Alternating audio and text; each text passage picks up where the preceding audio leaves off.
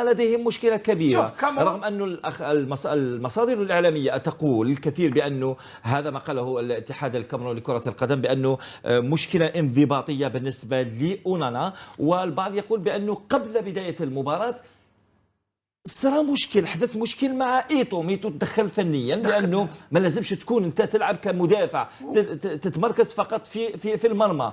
هنا مشكلة انضباطية دائما لمنتخب الكاميرون. هو الكاميرون معروف لو كان ما يروحش المونديال بدون مشاكل ماشي مونديال. شوف تصور حكيم منذ 1990 جاو 94 جاو كل يوم لما يروحوا المونديال من أول من يبدأ يتحدث على منح المباراة الكاميرون.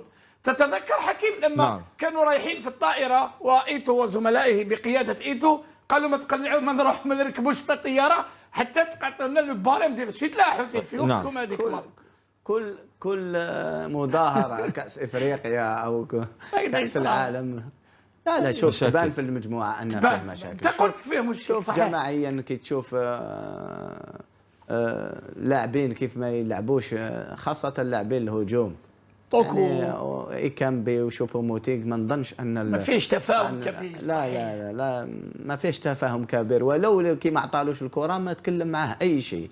يعني تشوف اللي كاين يعني كورون كي حسين في الكان الأخيرة صارت تحدثنا عليها مشاكل كبيرة، يعني دفعت بشوبوموتينغ إلى الذهاب قبل مباراة النصف النهائي كذا حكيم، والأب تاعو قال لهم خلاص وليدي ما يزيدش يلعب في الكاميرون.